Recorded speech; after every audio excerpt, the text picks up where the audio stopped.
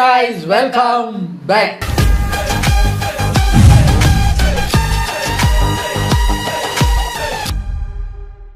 இன்னைக்கு நம்ம பார்க்க போகிறது நேற்று நடந்த அரசியல் சம்பவங்கள் எல்லாம் எடுத்து ஒரு வீடியோ. நம்ம நேற்று பார்த்தோமே லூசாப்பா நீ அந்த சேனலில் இருந்து அடுத்த வீடியோ தான். முரட்டு சம்பவம் பண்ணுறாங்க அப்படிங்கிற மாதிரி போட்டிருக்காரு. ஸோ டெய்லி ஏதோ ஒன்று நடந்துக்கிட்டு தான் இருக்குது. பார்ப்போம். நம்ம நியூஸுக்கு பதிலாக ட்ரால் வீடியோஸை பார்த்து நியூஸை ஃபன்னாக தெரிஞ்சுக்குவோம். சரி வாங்க, இது ஒரு ஷார்ட் 8 minutes வீடியோங்கிறதுனால டக்குன்னு பார்த்துட்டு ரெடி ரெடி. ஹாய் சலாம். இந்த வீடியோ கிளிப்பிங் நீங்க பார்க்கலையா, பாப்பீங்களா தெரியல. மதிப்புக்குரிய பிரகாஷ் ராஜ் சார், ஹாய் சலாம். டிரைவர் பையலாம் எம்எல்ஏ ஆக்குவியா அப்படிங்கல. உன்னோட டிரைவர் பையனுக்கு நான் எம்எல்ஏ ஆக்குறேங்கிற இன்னொரு நாட்டுல அவன் யாரு? உடனே அவன் துண்டு போட்டு எம்எல்ஏ ஆயிடும்.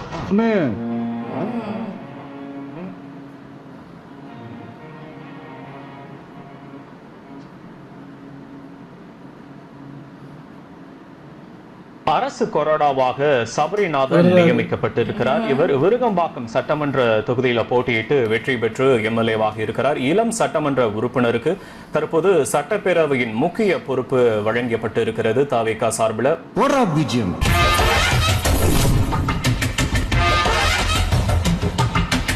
முதலமைச்சர் பையன் துணை முதலமைச்சர் ஆகும் போது டிரைவர் பையன் எம்எல்ஏ ஆக கூடாதா?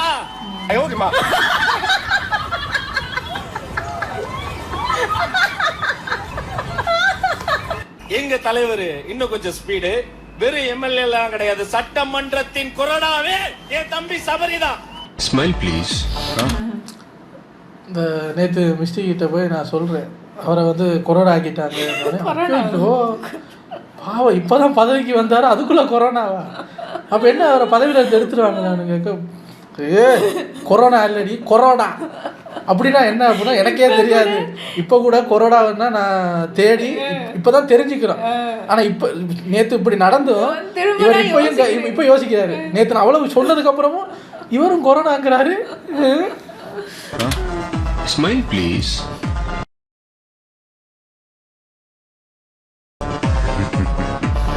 ஆர்ஜே பாலாஜி இயக்கத்தில் சூர்யா நடித்திருக்கும் கருப்பு திரைப்படம் இன்று வெளியாகி இருக்கிறது. இந்நிலையில் கருப்பு படத்தின் தொடக்கத்தில் முதல்வர் விஜய்க்கு ஸ்பெஷல் தேங்க்ஸ் கார்டு தெரிவிக்கப்பட்டிருக்கிறது.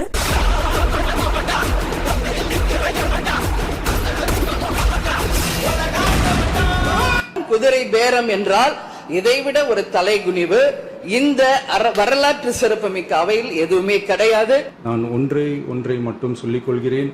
இந்த அரசு குதிரை வேகத்தில் செயல்படுகிற அரசே தவிர குதிரை பேரத்தில் ஈடுபடுகிற அரசு இல்லை என்பதை ஆணித்தரமாக தெரிவித்துக் கொள்கிறேன்.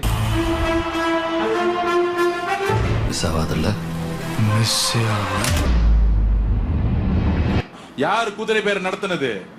அந்த குதிரை பேர் நடத்துறது யார் சொல்லுவா? லிஸ்ட் நான் சொல்றேன். பாஷியம் கம்பெனியுடைய ஓனர் புரோக்கர் வேலையை பார்த்தாப்ல. அட பேயிலமோ, நீ புரோக்கரா? நீ அந்த மாதிரி புரோக்கரா? நீ அடுத்தது ஓப்பனா சொல்லிடணும்ல யார் யாரெல்லாம் தலைவருக்கு ஏதாவது சூழ்ச்சி செஞ்சாங்கன்னு. பாஷியம் கம்பெனியுடைய ஓனர் ரியல் எஸ்டேட் வேலையை பார்க்காம ஆட்சி மாற்றத்துக்கு இங்க உட்காந்துக்கிட்டு கவர்னரோட சேர்ந்து உட்காந்துட்டு செஞ்சது ஒரு கம்பெனியோட நிறுவனர். உன்னை பத்தி நான் கூட என்ன இருந்தேன். நீ உடம்பு சீப்பாலா இருந்திருக்க. போடா, 3 லட்சம் துப்பிடுவேன். அதோட சேர்ந்து திரு உதயநிதி அவர்கள்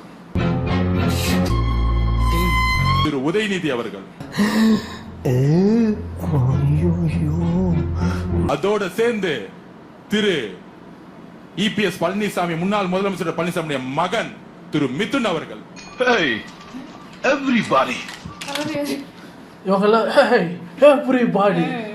மிஸ்டி ஆமா, யாரு எவ்ரிபாடிங்கிறாங்க. இவங்கெல்லாம் யாரு? நமக்கு உதயநிதி ஸ்டாலின் அவரை மட்டும் தான் தெரியும். மற்றவங்களாம் யாருன்னு தெரியாதுன்னு பார்த்தா இப்போ போயிட்டு அவர் சொன்ன மற்ற 2 பேரையும் போய் பார்த்து அவங்கள பார்த்து வைக்கணும், இவங்க தானேன்னு. பாருங்களேன், அந்த அளவுக்கு மாறி போயிடுச்சு. டெய்லி நம்மள ஏதாவது ஒன்று தேடி தெரிஞ்சுக்க வச்சுக்கிட்டே இருக்காங்கல்ல. இவங்க அத்தனை பேர் ஒருத்தர் விடாமல் ஒருத்தர் விடாம சட்டசபையில நம்ம அமைதியா உட்கார்ந்துட்டு இருக்கோம். ஆதரவு இருக்கு, ஆதரவு இல்ல, சொல்லிட்டு அமைதியா போயிருக்க வேண்டியதானே. உங்களை கடுமையாக நாங்க எதிர்க்கிறோம், எப்பயும் போல பொய்யா சொல்லிட்டு கிளம்ப வேண்டியதானே. இதுவரை மாறி மாறி சக்தியை விட்டு விளையாடிக்கிட்டு இருப்பாங்க. இதுக்கப்புறம் சொல்ற எனர்ஜி இல்லடா. நமக்கு எலெக்ஷனை பத்தி கிளாஸ் எடுக்கிறாரா முன்னாடி உட்கார்ந்துகிட்டு? யாரு? திரு மு.க. ஸ்டாலினுடைய மகன் இளவரசர். ஏன் உனக்கு இந்த வேலை? இளவரசர் நீ வாங்குற இந்த 10-5 பிச்சைக்கு இது தேவைதானா? ஒரு விளம்பரம். என்னடா விளம்பரம்? இளவரசர் திரு உதயநிதி அவர்கள் அந்த இளவரசருக்கு பட்டாபிஷேகம் முன்னாடி என்ன பண்ணாங்க? துணை முதல்வராக்கினாங்க. இப்ப எதிர்கட்சி தலைவர் ஆகிட்டாங்க. மறுபடியும் என்ன தெரிக்கிற? இருக்கிற பொறுப்புல எல்லாம் உங்க பேரே இருக்கே. இதெல்லாம் எங்க அண்ணன் ஜெயிச்சு வாங்குனது இல்ல, விலை கொடுத்து வாங்குனது. நான் வேற நினைச்சேன் யாரா சீனியர் எல்லாம் போடுவாங்க, நம்மள உண்டு இல்லன்னு கொஸ்டின் கேட்க போறாங்க, சரி நம்மளும் ரெடி ஆயிடும் நினைச்சேன். இந்த குடும்பம் என்னைக்கும் திருந்தவே திருந்தாது. இவ்வளவு அடிப்பட்டாலும் திருந்தவே திருந்தாது. எவனுக்குமே விருப்பம் கிடையாது, எல்லாம் வேண்டாம் விருப்பம் உட்காந்துருக்காங்க. பட்டாபிஷேகம் பண்ணி தான் குடும்பத்தை தூக்கி போட்டாங்க மக்கள். திருப்பி ஒரு பட்டாபிஷேகம் வந்து சொல்றாரு நம்ம கிட்ட, நீங்க 35% ஓட்டு எடுத்துட்டீங்க, மக்கள் உங்களுக்கு எதிராக 65% இருக்கிறாங்க, இப்பயும் தெரிஞ்சுக்கோங்க நீங்க தேர்தல் அரசியல தோத்துருக்கீங்க. அவன் ஜெயிக்கல இவன் ஜெயிக்கல அப்படியே. சரி, தேர்தல் அரசியல தோத்தாச்சு, இப்போ என்ன பண்ணல, வீட்டுக்கு போயிடலாமா? எல்லாரும் பொறுப்பு கொடுத்துருக்காங்க, உட்காந்துருக்கா. என்ன சார் நீங்க இப்படி அடிச்சுக்கிறியே, உன் வாழ்க்கை நாசமா போய்கிட்டு இருக்கு, அதை பத்தி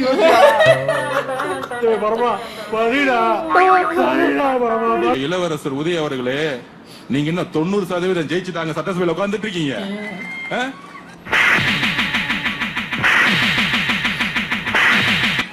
கிளாஸ் எடுக்கிறதுக்கு ஒரு தகுதி வேணா? உங்க சொந்த அப்பா குளத்தூர்ல தோத்துட்டு அங்க உட்கார்ந்துட்டு இருக்காரு.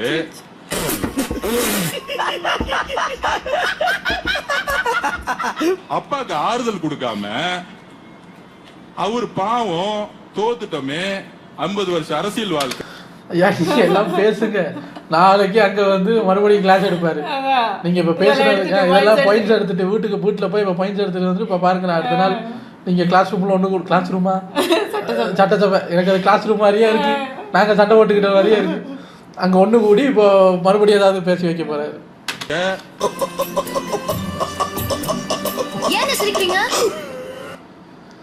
234 தொகுதியிலும் போய் வெற்றி பெறுவோம்னு போயிட்டு வந்தேனே, கடைசியில குளத்தூர்ல தோத்துட்டேன்னு உங்க அப்பா உட்கார்ந்துட்டு இருக்கும் போது பஞ்சாயத்து போட்டு டிவி நோண்டுற மாதிரி போறேன் வரேன் கூட அதையே பிடிச்சு நோண்டுறீங்க. வீட்டுல போய் ஆறுதல் சொல்லாம சட்டசபையில் அப்படி நிமிர்ந்து நின்னு பேசுறாராம், நமக்கு அட்வைஸ் பண்றாராம்.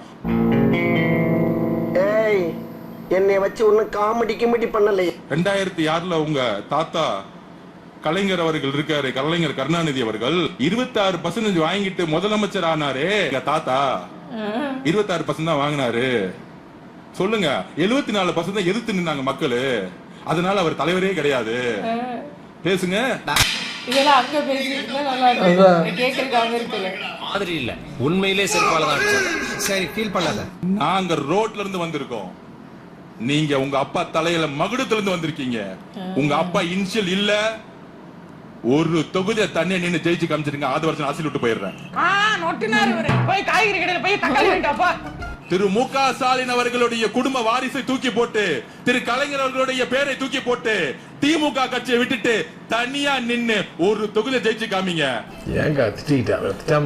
நீ பொத்திட்டு உட்கார்ற, அப்படிதான் பேசுவேன், அப்படிதான் பேசுவேன். அந்த இடத்துல கொஞ்சம் ஸ்கெட்ச் போட கொஞ்சம் தவறிட்டோம். சேப்பாக்கத்துல எல்லா போக்கஸ் அவங்க அப்பா மேல இருந்துச்சு. வச்சுக்கலாம். என்னடா ரொம்ப பயமுறுத்துறீங்க. எங்களுடைய தலைவர் சி ஜோசப் விஜய்களை கையில் எடுத்துட்டாங்க. குறைந்தபட்சம் இன்னும் 4 தேர்தல தண்ணி மட்டும் தான் நீங்க குடிச்சிட்டு இருப்பீங்க.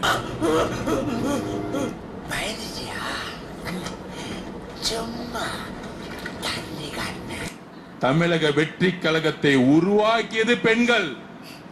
இன்றைக்கு சொல்றேன், தமிழக வெற்றி கழகத்தை உருவாக்கியது பெண்கள்.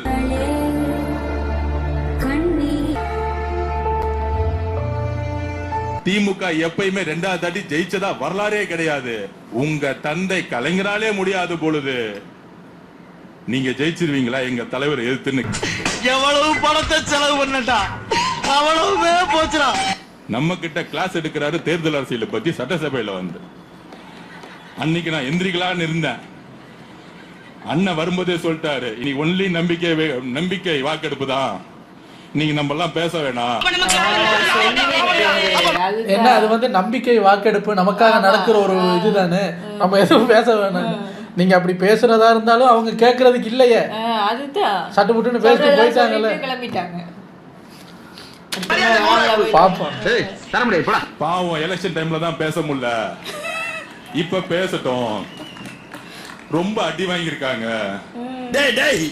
நீங்க அடிச்சதுக்கு அப்புறம் வேற எவன் அடிச்சாலும் தாங்கக்கூடிய ஒரு சக்தி வந்துருச்சு அந்த உடம்புல. அப்படி ஒரு அடிடா அது. அடிச்சா அழுவாங்கல்ல, காலிட்டு சந்தோஷம் போயிட்டு ஓடி போயிடுவாங்க. சொன்ன மாதிரியே பேசிட்டு ஓடி போயிட்டாங்க.